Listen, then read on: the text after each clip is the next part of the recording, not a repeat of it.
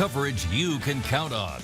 This is KCBD News Channel 11's Daybreak Today. Now at 6, the recommendations have been heard, and now it's time for the City Council to decide the updates on an ordinance that will affect every property owner in the city of Lubbock. Plus, what we know about the death of a toddler in central Lubbock. And some teachers at Plainview ISD are bringing their guns to school. We'll tell you about the new policy focused on student safety. Good morning. Thank you for joining us on Daybreak today. I'm Joshua Ramirez. Good morning. I'm Steve Devine. Again, a quiet start to the day. Have a view of outside from the First Bank and Trust camera over at 98th and Slide. There's the intersection. It's dry pavement here across the viewing area this morning with clear skies. Winds are very light. Here's a look at the radar, just some of that clutter that we typically see, especially right around Petersburg area, some of the wind turbines. But again, right now, cloud-free sky. Temperatures compared to the same time yesterday are running generally just a little bit warmer, 2, 3, 4, 5 degrees warmer than at the same time yesterday. For Lubbock and Plainview, just 2 degrees warmer than at the same time, but we're still in the 60s with Plainview at 62. Lubbock and Levelland at 66, Seminole, Hobbs, Lamesa 68, and right around 70 for Snyder and Childress. Coming up this afternoon, it's going to get hotter. Highs very typical for late July. Our average high is 94 here in Lubbock, and that's my forecast high for today. So sunny this morning. We'll see a few clouds this afternoon. Mostly sunny to partly cloudy afternoon with light winds, but hot. Full 7-day forecast coming up here in just a few minutes. All right, thank you so much, Steve. Police are investigating the cause of a crash in South Lubbock. Investigators say a car and a motorcycle collided around 9:20 last night at 114th and University. EMS took one person to the hospital with serious injuries. Police were forced to shut down that intersection while the major crash investigation unit examined the scene. And police are now investigating the drowning death of a 2-year-old girl in central Lubbock. It happened at home near 58th and University around 1:30 yesterday afternoon. EMS took the toddler to the hospital where she later died. The circumstances surrounding the girl's death are still unknown, and her name has not been released. And we have new details about the newborn baby found in a dumpster in East Lubbock last weekend. According to court documents, a man found the baby around 4 o'clock Saturday morning in the trash outside of his home near 4th and Cherry. He took the baby inside where a woman gave it a bath and called EMS. Paramedics then took the baby to the hospital. Meanwhile, investigators are worried about the health of the baby's mother. If you have any information that can help find her, you're asked to call Crime Line. That number is 806-741-1000. You can remain anonymous. And a change could be on the way to an ordinance that affects every property owner in the city of Lubbock. Historically, property owners paid for repairs on sewer lines from their homes to the fence line, and the city took care of repairs between the fence line and the sewer main. The city council voted last year to shift that responsibility to property owners, but the city rescinded that ordinance after receiving complaints from Lubbock residents. The city council appointed a committee to research the issue and provide recommendations, and the council heard those recommendations yesterday afternoon. We find that the city of Lubbock and the property owner both have a vested interest and that both should bear financial responsibility. The committee recommended a hybrid ordinance in which the city would subsidize the cost of repairs up to $2,500. The property owner would then have to pay the rest, but not everyone is on board. When we're saying it's not 100% on the city, not 100% on the homeowner, we're trying to find this blended thing that benefits everybody. Yes, essentially what we're trying to do. Yes. And everybody has to understand city means the taxpayer. The city has no money. The city is completely funded by anything that is from our citizens in the city. Yes, so are we proposing that are we going to come up with this additional money to subsidize all of these repairs? Of the council said they are leaning towards shifting the responsibility to property owners. That would give the city time to create a program to assist low-income households and educate the public about the change.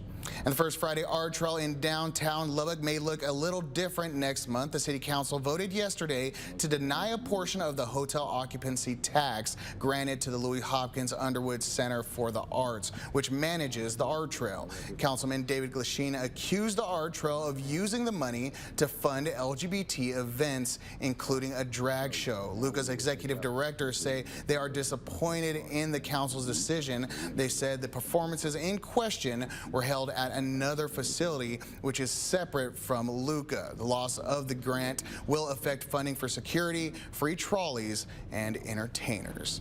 Plainview students will see some new signs when they return to school next month. The signs warn that school staff members are armed and trained to protect their students. KCBD News Channel 11's Brittany Crittenden has more.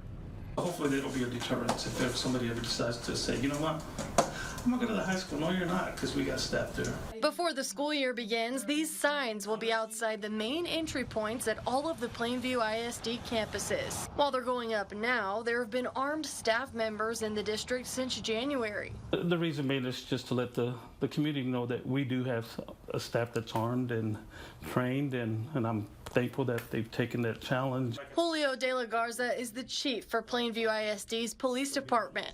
He and 3 other officers patrol the district's 9 campuses. But after the deadliest school shooting in Texas in Uvalde in 2022, state lawmakers decided that wasn't enough.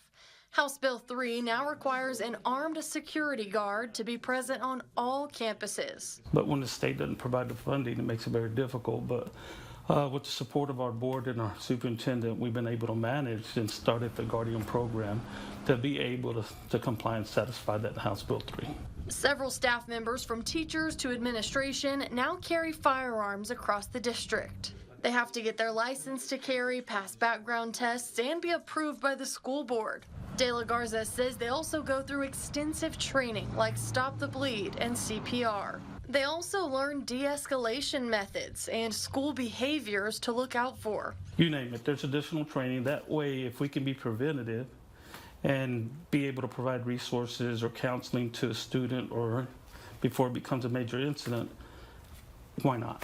While arming staff was a little scary for De La Garza in the beginning, he says he's glad the Guardians are there. The group that we do have here for Plainview ISD, these guys take it very seriously, and I would trust them with my own life if I had to. The Guardians have to re-qualify every school year, and the district pays for all their equipment.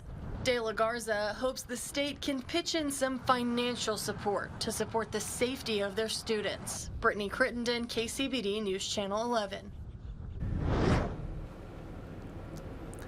It's now 7 minutes past 6. Clear skies, light wind, temperatures comfortable in the 60s. Here in Lubbock right now, the temperature coming in at 66 degrees under a clear sky. Winds are calm.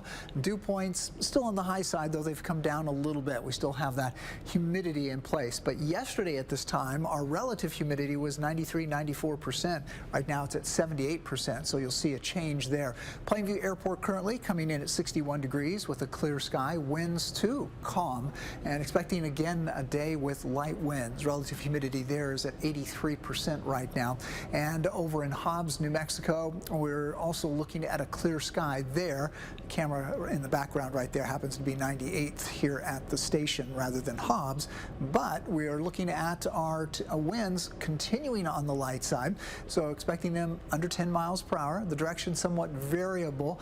Notice they kind of come around the wind rose, if you will, switching direction gradually as we go through the day here, but again, a light wind on tap for us. Rain, not expecting rain today. There's an outside chance our western areas near the state line, maybe a stray storm or two, but even there it's unlikely.